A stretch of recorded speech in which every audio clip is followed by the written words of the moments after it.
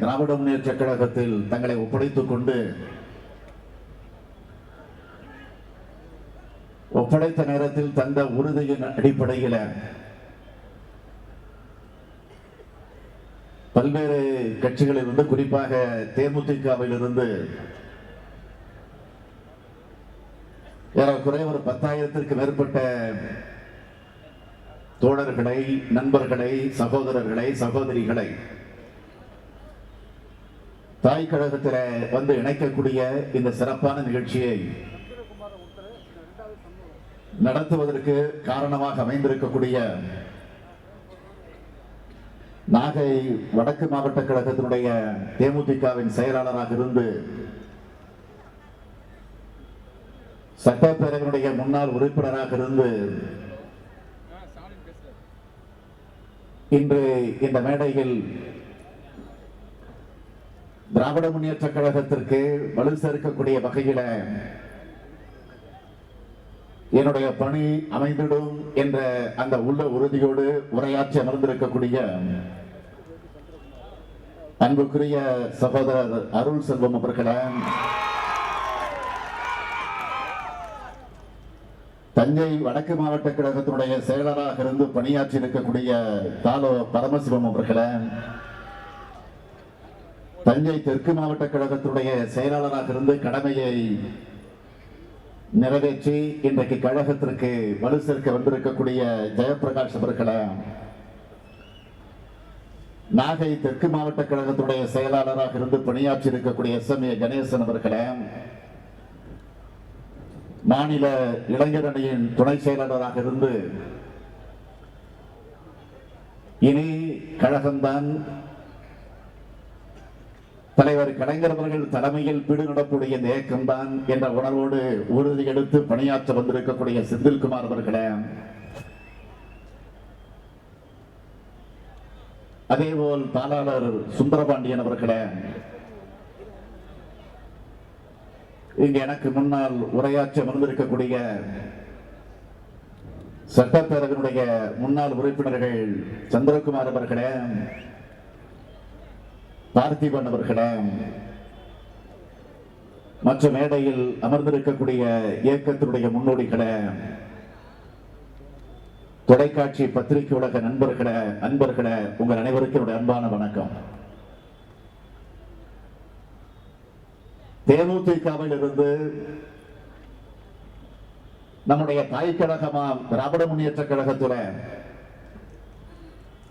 10,000த்திற்கு மேற்பட்டவர்கள் வந்து சேரக்கூடிய விழா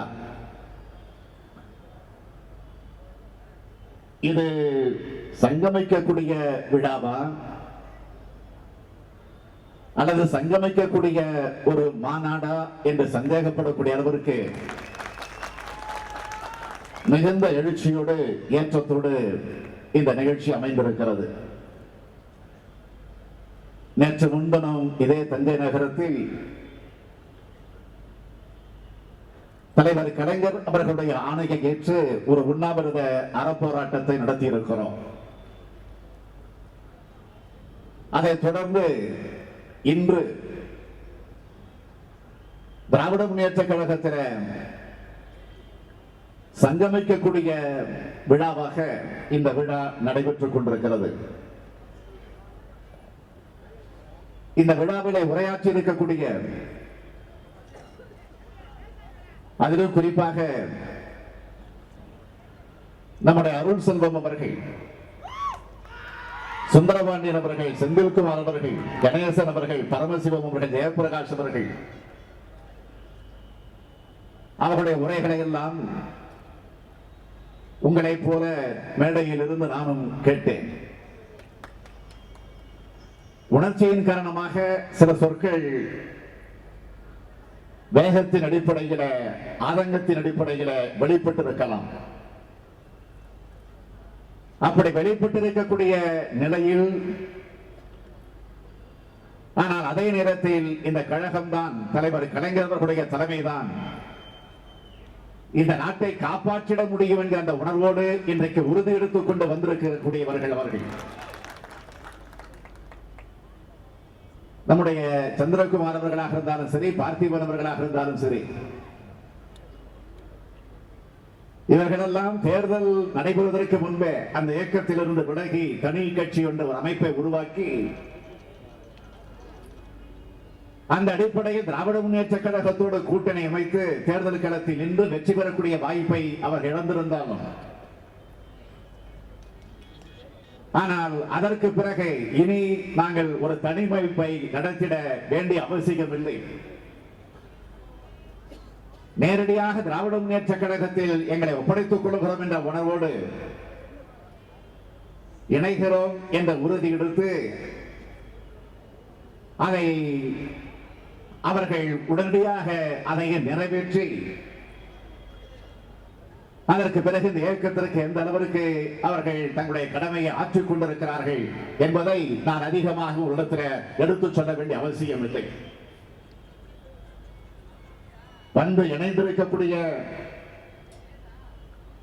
நம்முடைய அருமை நண்பர்களை, தோழர்களை, அன்புக்குரிய உடன்பிறப்புகளை, சகோதரர்களை, சகோதரிகளை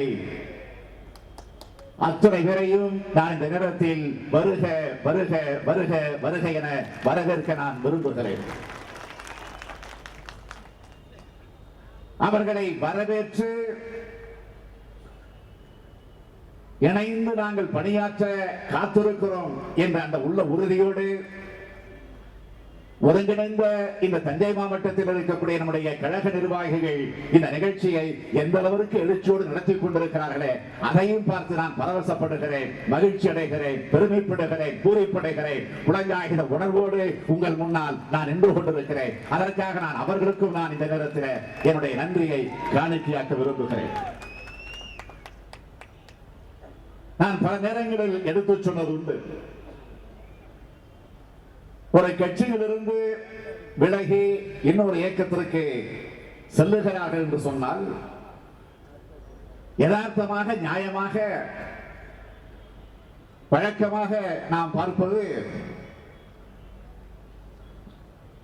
யார் ஆட்சி பொறுப்பில் இருக்கிறார்களோ, எந்த கட்சி ஆட்சியில் இருக்கிறதோ அந்த கட்சிக்குத்தான் பெரும்பாலும் சொல்லுகிற வழக்கம் கடந்த காலங்களில் இருந்து வந்திருக்கிறது. ஏனென்றால் இருந்து இருந்து பார்த்தோம், பொறுத்து பொறுத்து பார்த்தோம், நமக்கு எந்த வாய்ப்பும் கிடைக்கல,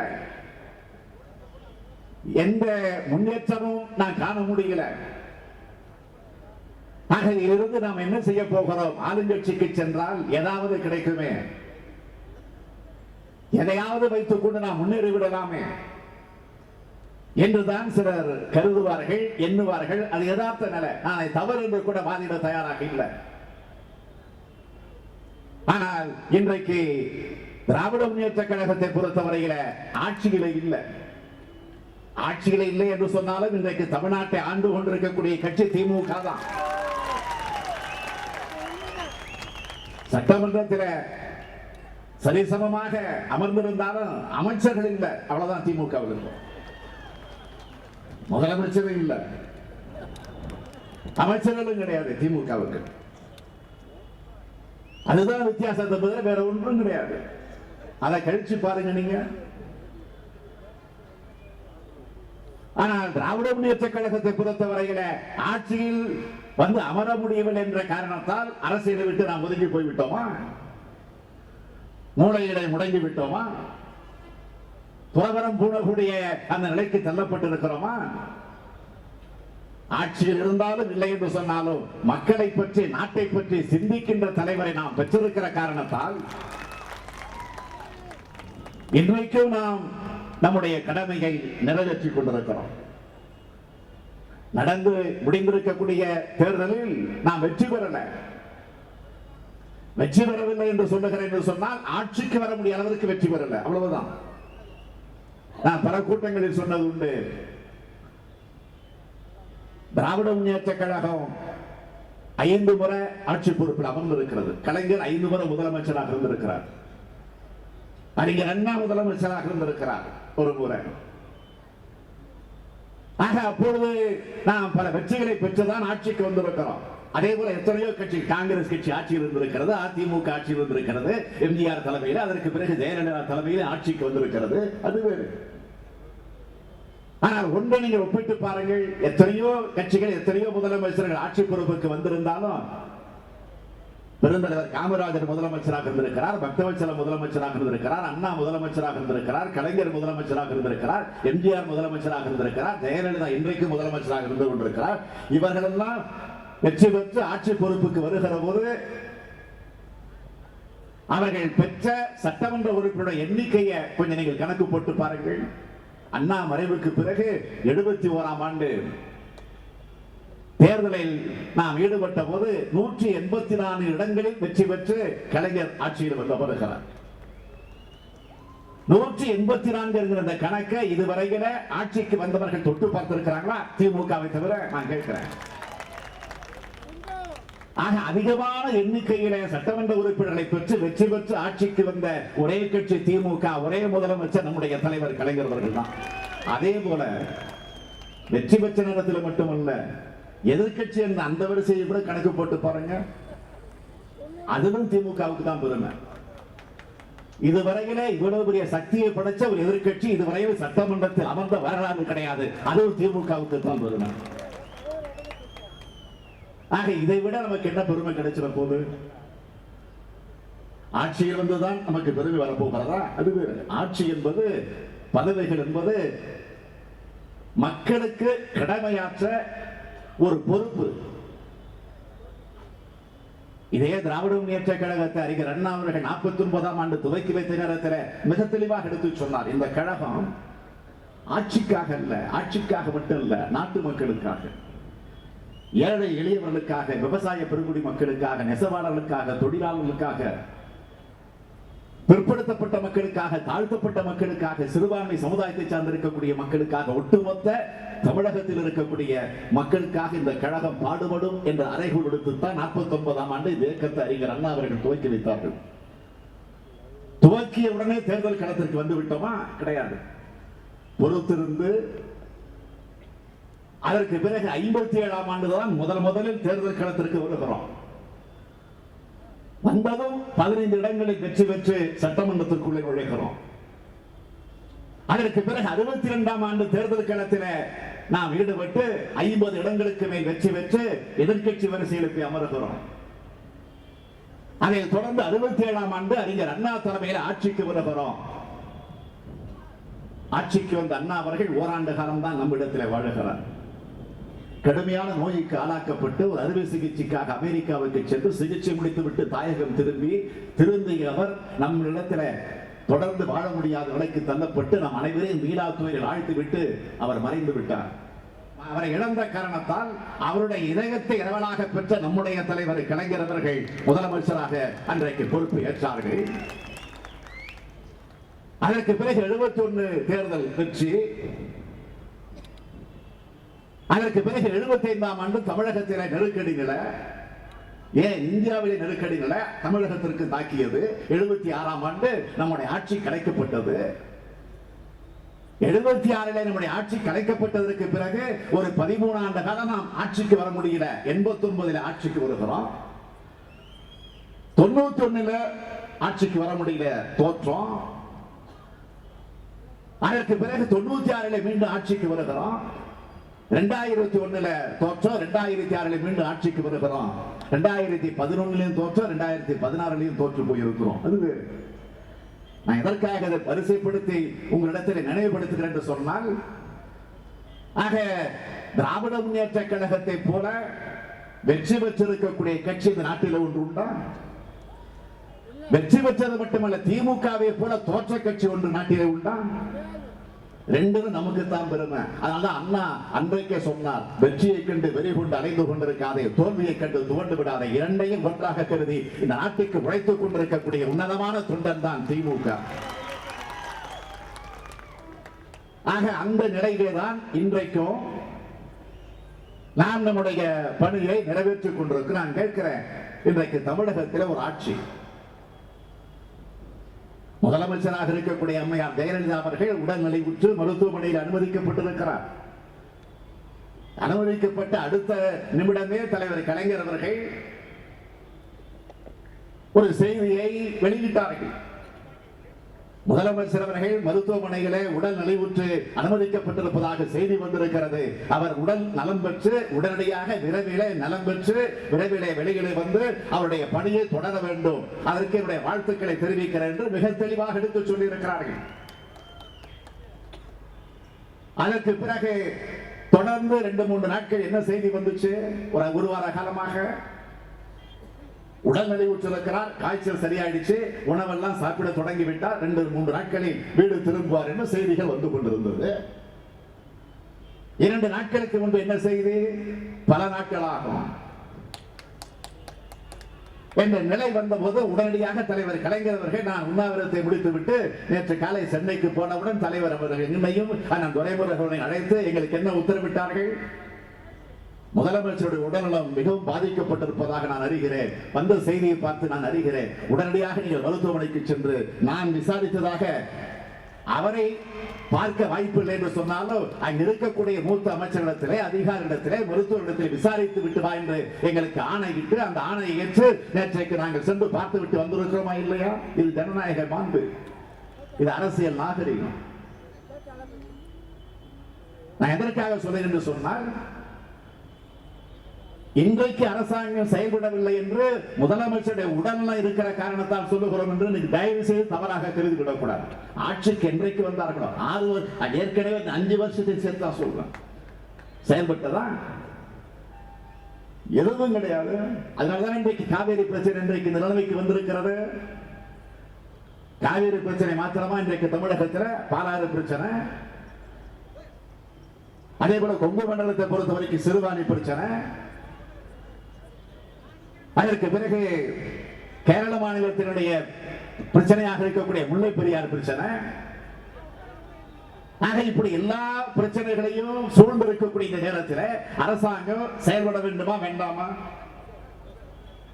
ஆக அதற்காகத்தான் தொடர்ந்து கலைஞரின் சார்பில் திமுக கழகத்தின் சார்பில் பொருளாளர் என்கிற முறைகளை எதிர்கட்சி தலைவர் என்ற முறைகளை நான் தொடர்ந்து சொல்லிக் கொண்டிருப்பது, ஒரு புதிய முதலமைச்சரை நியமிங்கள் என்று நான் வற்புறுத்தல,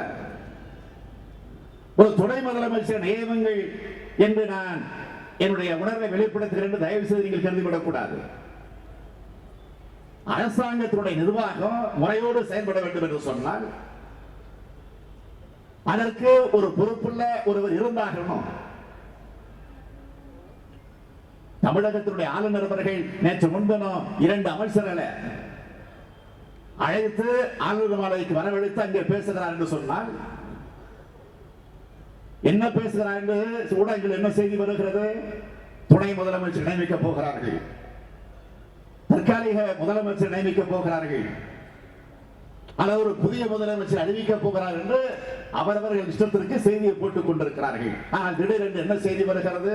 ஆளுநர் அலுவலகத்திலிருந்து ராஜ்பவனில் இருந்து செய்தி குறிப்பு வெளியிடப்பட்டது. என்ன? காவேரி பிரச்சனை பற்றி பேசினார்கள்.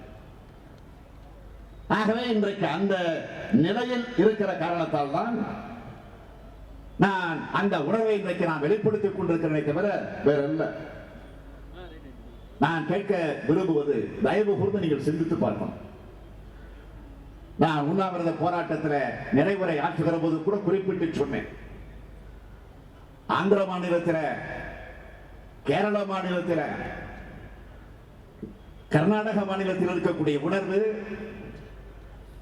இன்றைக்கு தமிழகத்தில் இருக்கக்கூடிய விவசாய பெருங்குடி மக்களுக்கு, தமிழகத்தில் இருக்கக்கூடிய மக்களுக்கு இருக்க வேண்டும் என்று நான் சொல்லுகிறேன் என்று தயவு செய்து நீங்கள் கருதக்கூடாது. தமிழகத்தில் இருக்கக்கூடிய அரசியல் கட்சியுடைய தலைவர்களுக்கு முதல் வந்தாகும். இங்கே சந்திரகுமார் பேசுகிற போது சொன்னாரு, ஏற்கனவே அவர்களுடைய தலைவராக இருந்த திரு விஜயகாந்த் அவர்கள் எதிர்கட்சி தலைவராக இருந்தபோது காவேரி பிரச்சனைக்காக எல்லா கட்சி தலைவர்களையும் வந்து சந்தித்து ஆதரவு வேண்டும் என்று கேட்டபோது உடனடியாக முதலில் ஆதரவு தருவேன், எந்த கட்சி என்று நான் பார்க்க மாட்டேன், எனவே திமுக நிச்சயமாக இந்த பிரச்சனைகளை ஒட்டுமொத்தமாக ஒருங்கிணைந்து இருக்க தயார் என்று அன்றைக்கு உடனடியாக ஆதரவு தந்தாரா இல்லையா?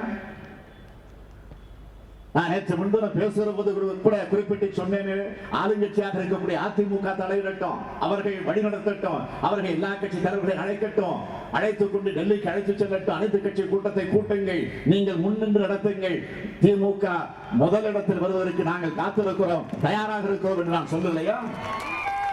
தலைவருடைய அனுமதியை பெற்றுத்தான் நான் சொன்னேன்.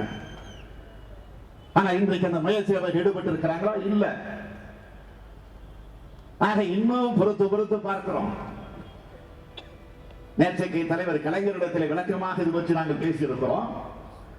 நம்முடைய நாடாளுமன்ற உறுப்பினர்கள் இன்னும் இன்றோ அல்லது நாளையோ 2-3 நாட்களிலோ பிரதமரையோ ஜனாதிபதியோ சந்தித்து பிரச்சனையை எடுத்து சொல்லி இருக்கிறார்கள். அது முதல் கட்டமாக. அதற்கடுத்து தமிழகத்தில் இருக்கக்கூடிய விவசாய பெருங்குடி மக்கள் சங்கத்தில் இருக்கக்கூடிய நிர்வாகிகளை எல்லாம் திராவிட முன்னேற்ற கழகமே முன்னின்று அவர்களை அழைத்து இன்னும் 4-5 நாட்களுக்குள்ளாக அழைத்து அவர்களோடு விவாதித்து ஒரு கூட்டத்தை நடத்தி தீர்மானம் போட்டு அரசுக்கு அனுப்பி வைக்க இருக்கிறோம். அப்படி அனுப்பி வைக்கக்கூடிய இந்த தீர்மானத்தை நிறைவேற்ற இந்த அரசு முன்வரவில்லை என்று சொன்னால் ஆளுங்கட்சி ஈடுபட முடியாத அந்த செயலில எதிர்கட்சியாக இருக்கக்கூடிய திமுக முழுமையாக தன்னை ஈடுபடுத்திக் கொள்ள காத்திருக்கிறது, தயாராக இருக்கிறது என்பதை மாத்திரம் நான் இந்த நேரத்தில் தெரிவிக்க விரும்புகிறேன்.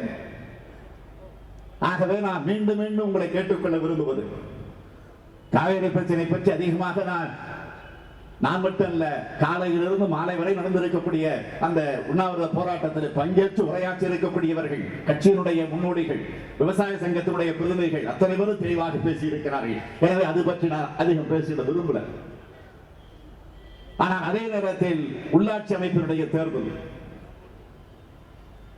அந்த தேர்தல் ரத்து செய்யப்பட்டிருக்கிறது கூட நான் சொல்ல மாட்டேன், தள்ளி வைக்கப்பட்டிருக்கு. இது மனசுல பதிய வச்சுக்கீங்க.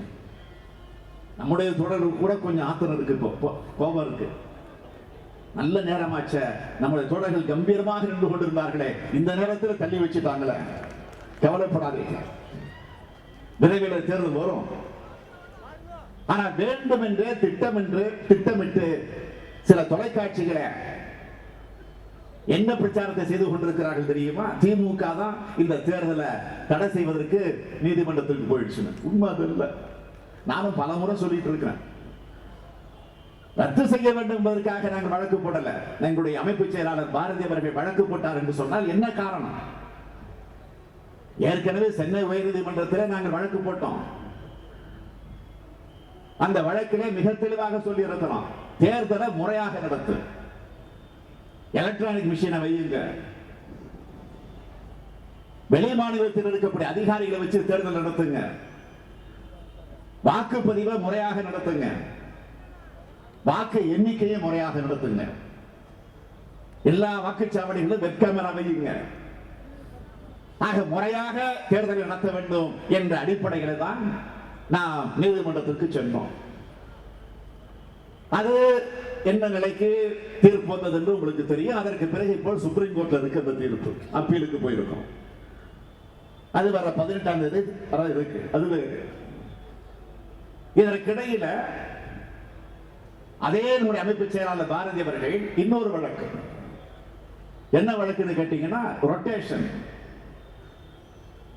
அதாவது 2011, 2006 வாக்காளருடைய அந்த அடிப்படையில் தாழ்த்தப்பட்டவர்களுக்கு, பெண்களுக்கு முறையாக இடஒதுக்கீடு செய்யப்பட்டிருக்க, அதில் குறிப்பாக பழங்குடி இனத்தை சார்ந்தவர்களுக்கு முறையாக ஒதுக்கீடு செய்யப்படல என்ற சாராம்சங்களை கொண்டு ஒரு வழக்கு. அந்த தீர்ப்பு 5-6 நாட்களுக்கு முன்பு வந்துச்சு. அது முறையாக செய்யல, அதையெல்லாம் முறையாக செஞ்சு அதை முடிச்சதுக்கு பிறகு தேர்தல் நடத்துங்க சொல்லிட்டு என்ன சொல்லி இருக்கிறாங்க, டிசம்பர் மாதத்திற்குள்ள தேர்தலை முடிக்கணும் அப்படின்னு ஒரு டைரக்ஷனை கொடுத்திருக்கிறாங்க. அந்த வழக்கு 18ஆம் தேதி தொடர்ந்து நடக்க இருக்கு. ஆக இதிலிருந்து நீங்க உண்மையை தெரிஞ்சுக்கணும், திமுகவை பொறுத்த வரைக்கும் தேர்தலை கண்டு அஞ்சை நடுங்கி உடங்கி மூளையிலே முடங்கி விடுகிற கழகம் அல்ல. அதை சந்திக்க எந்த நேரத்திலும் நாங்கள் தயார். வேட்பாளர் பட்டியல் அறிவிச்சோமா இல்லையா? வேட்புமனு தாக்கல் போய் செஞ்சிருக்கிறோமா இல்லையா? களத்தில் போய் இறங்கிட்டோமா இல்லையா? ஆக வேண்டும் என்றே நிறுத்த வேண்டும் என்று கருதி இருந்தால் நம்ம பணிகளை நாங்கள் ஈடுபட்டு இருப்போமா? இந்த சராசரி உணர்வு கூட சிலருக்கு இல்லையே. அதற்காக நான் வெட்கப்படுகிறேன், வேதனைப்படுகிறேன். ஆகவே நான் மீண்டும் மீண்டும் இங்கே தெரிவிக்க விரும்புவது, உள்ளாட்சி அமைப்பினுடைய தேர்தல் வரும், வரத்தான் போகிறது. அப்படி வரப்போகிற தேர்தலை நீங்கள் எந்த அளவிற்கு பயன்படுத்த போகிறீர்கள்? இன்றைக்கு பெரும்பான்மையான இடங்களை பெற்று எதிர்க்கட்சி வரிசையில திமுக இடம் பெற்றிருக்கலாம். ஆனால் பெரும்பான்மையாக பெற்றிருக்கக்கூடிய எங்களை போன்ற சட்டமன்ற உறுப்பினர்கள் மக்களுடைய அடிப்படை பிரச்சனைகளை தீர்த்து வைக்க வேண்டும் என்று சொன்னால் அந்த உள்ளாட்சி அமைப்பினுடைய பிரதிநிதிகளை அடிப்படையாக வச்சுதான் அந்த பணிகளை நாம் நிறைவேற்ற முடியும். மறந்துவிடக் கூடாது. இதே சென்னை மாநகரத்தில் நான் ஒரு 23 ஆண்டு காலத்திற்கு பிறகு மேயர் தேர்தல், மாநகராட்சியுடைய தேர்தல் சென்னையில் நடந்துச்சு. 96ஆம் ஆண்டு நாம் ஆட்சி பொறுப்பில் இருந்தப்போ, அப்ப நடந்தப்போ முதலில் மக்களால் தேர்ந்தெடுக்கப்படக்கூடிய ஒரு மேயராக பொறுப்பேற்கக்கூடிய வாய்ப்பு எனக்கு கிடைச்சது. இன்னைக்கு என்ன தெரியுமா? மக்களால் அல்ல, மேயர்கள் மட்டும் இல்ல, நகராட்சி தலைவர்கள், பேரூராட்சியுடைய தலைவர்கள் எல்லாமே இப்ப கவுன்சிலர்களாக தேர்ந்தெடுக்கணும். மக்களால் தேர்ந்தெடுக்க கூடாது. ஏன்னா மக்கள் மீது நம்பிக்கை இல்லை இப்ப ஆளுகிற அதிமுக கட்சி. ஆக அவர்களே ஒப்புக்கொண்டிருக்கிறார்கள். அதற்காக சட்டத்தை கொண்டு வந்து சட்டமன்றத்தை நிறைவேற்றி மக்களால் அல்ல, கவுன்சிலர்களால் தேர்ந்தெடுக்கப்படக்கூடிய தலைவர்கள் தான் வரணும்னு ஒரு நிலையை இன்னைக்கு ஏற்படுத்தி இருக்கிறாங்க. அது வேறு. ஆனால் நான் இங்க குறிப்பிட விரும்புவது, மக்களுடைய அடிப்படை பிரச்சனைகள் சொல்லுகிற போது குடிநீர் பிரச்சனை, சாலை வசதிகள், தெருவிளக்கு பிரச்சனை, சுகாதார சீர்கேடு, ஆக இது போன்ற மக்களுடைய அன்றாட பிரச்சனைகளை தீர்த்து வைக்கத்தான் உள்ளாட்சி அமைப்பினுடைய நிர்வாகம். உள்ளாட்சியில நல்லாட்சி கண்டவர் என்று என்னை அடிக்கடி எல்லோரும் புகழ்ந்து பேசுவார்கள். அந்த நல்லாட்சி காணக்கூடிய அளவிற்கு என்னுடைய பணி இருந்தது என்று சொன்னால், எனக்கு வழிகாட்டியாக இருந்தவர் நம்முடைய ஆரோக்கிய அண்ணன், உள்ளாட்சித்துறை அமைச்சராக இருந்து பணியாற்றினாரே அண்ணன் கோசிமணி அவர்கள் தான் இன்றைக்கு என்னுடைய நினைவுக்கு வரும். இரவு பகலாக உழைப்பார்.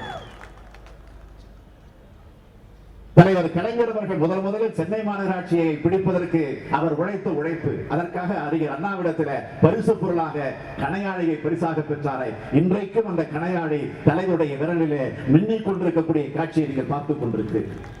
நான் அதெல்லாம் எண்ணி பார்க்கிறேன். முதலாக நான் 96ஆம் ஆண்டு மாநகராட்சியுடைய மேயராக நின்று வெற்றி பெறுகிறேன். மக்களுடைய வாக்குகளை பெற்று வெற்றி பெறுகிறேன்.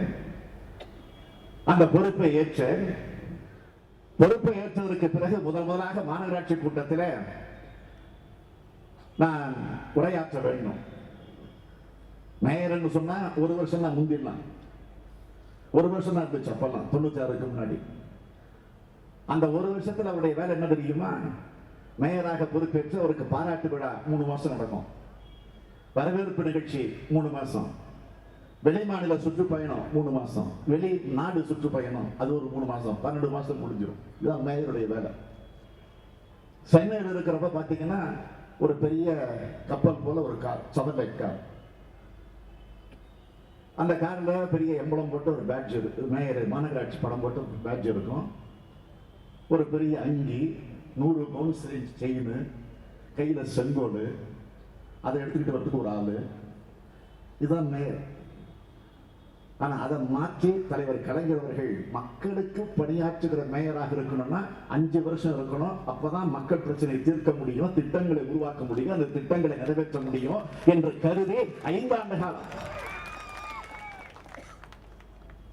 அந்த பொறுப்புக்குரிய அந்த பெருமையை தேடி தந்து அந்த பொறுப்பில் உட்கார வைத்தார்கள். முதல் கூட்டம் மாநகராட்சி கூட்டம். அந்த கூட்டத்தில் நான் பேசுவதற்காக ஒரு குறிப்பெடுத்தேன். முதல்ல பேசுகிற மேயரா போய், அதுவும் 100 பவுன் செயினை போட்டுக்கிட்டு அந்த அங்கியை போட்டுக்கிட்டு பேசுறதெல்லாம் ஒரு பயம் இருக்கத்தான் செய்யும். ஆக பேசுவதற்காக சரியா இருக்கான்னு தலைவர் இடத்துல பின்ன எதையும் சரியா இருக்கா, ஒரு முறைக்கு 2 முறை நான் யோசித்து பார்ப்பது மட்டுமல்ல, தலைவர் கலைஞரிடத்தில் போய் எதையும் சொல்லிட்டு தான் எந்த காரியமாக இருந்தாலும் செய்வது என்னுடைய பழக்கம். ஆக அந்த அடிப்படையில் கொண்டு போய் காண்பித்த போது அதை படிச்சு பார்த்துட்டு நல்லா இருக்கு என்று சொல்லிவிட்டு 2 இடத்துல திருத்தம் செய்தார். என்ன திருத்தம் கேட்டீங்கன்னா, மேயர் பதவின்னு போட்டிருப்பேன், அந்த பதவியை அடிச்சுட்டு பொறுப்புன்னு மாத்தினார் 2 இடத்துல. பொறுப்புன்னு மாத்திட்டு எனக்கு சொன்னார். பதவியை ஏன் பொறுப்பு மாத்தணும் தெரியுமா? மக்கள் உனக்கு தந்திருப்பது பதவி அல்ல, மக்கள் உனக்கு தந்திருப்பது பொறுப்பு. அதை பொறுப்புணர்வோடு நீ என்னுடைய கடமையை ஆற்றணும் என்று எனக்கு அறிவுரை சொன்னார். அதைத்தான் நினைச்சுக்கிட்டு இருக்கிறேன். எதற்காக சொல்றேன் என்று சொன்னால், உள்ளாட்சி அமைப்பு என்பது பதவிகள் அல்ல, மக்களுக்கு கடமை ஆற்றக்கூடிய அந்த பொறுப்பாக இருந்து நம்முடைய கடமையை நிறைவேற்ற அந்த உள்ளாட்சி அமைப்புடைய தேர்தலை இன்றைக்கு நாம் எதிர்நோக்கி காத்திருக்கிறோம். காத்திருக்கக்கூடிய இந்த நேரத்திலே தான் தேமுதிகவில் இருந்து 10,000க்கு மேற்பட்டவர்கள் அவர்களை எல்லாம் இன்றைக்கு இந்த இயக்கத்திலே சேர்வதற்கான ஒரு நல்ல சூழ்நிலையை ஏற்படுத்தி தந்திருக்கக்கூடிய நம்முடைய அருள் செல்வன் அவர்கள் பேசினார். நான் பேசாமல் அப்படியே புறப்பட்டு போய்விடலாம் என்று கூட நினைச்சுக்கிட்டு இருந்தேன். ஏன்னா அவ்வளவு அழகா இப்படி எல்லாம் பேசிட்டு இவ்வளவு நாள் அங்க எப்படி இருந்தீங்க அப்படிங்கிற எண்ணம் தான் இப்ப எனக்கு வந்தது. நீங்க சொல்லிட்டீங்க விளக்கெல்லாம், நீங்க சொல்லிட்டீங்க ரொம்ப கஷ்டப்பட்டு இருந்தோம், பொறுத்து பார்த்து தான் இப்ப வந்திருக்கிறோம். ஆனா இருந்த இடத்தில் இருந்தாலும் இருந்த இடத்தில் இருக்கிற போது விசுவாசத்தோடு இருந்திருக்கிறீர்களே, அதை எண்ணி நான் பெருமைப்படுகிறேன், பாராட்டுகிறேன். இருந்த இடத்தை விட்டு வந்துவிட்ட காரணத்தினால நாம் அவர்களை ஏழு பேசியோ கிண்டல் செய்தோ கொச்சரித்து பேச வேண்டிய அவசியம் இல்லை. எதை பற்றி நாம் கவலைப்பட வேண்டிய அவசியம் இல்லை. அவர்கள் நம்மை தாக்கினாலும் விமர்சித்தாலும் அவருக்கு கவலைப்பட வேண்டிய அவசியம் இல்லை. நம்முடைய பணி மக்கள் பணி, நம்முடைய பணி இந்த தமிழகத்தை முன்னேற்றுகிற பணி என்கிற அந்த உணர்வோடு நம்முடைய கடமையை ஆற்ற வந்து சேர்ந்திருக்கிறீர்கள். ஆக வந்து சேர்ந்திருக்கக்கூடிய நீங்கள் ரொம்ப கஷ்டப்பட்டு பல சிரமங்களை எல்லாம் அனுபவிச்சுட்டு வந்திருக்கிறீங்க. அப்படி கஷ்டப்பட்டு சிரமப்பட்டு வந்திருக்கக்கூடிய உங்களுக்கு இந்த இயக்கத்துல ஒரு துளி அளவு கூட நாங்கள் கஷ்டம் தர மாட்டோம், துளி அளவுக்கு கூட நாங்கள் சிரமம் தர மாட்டோம்.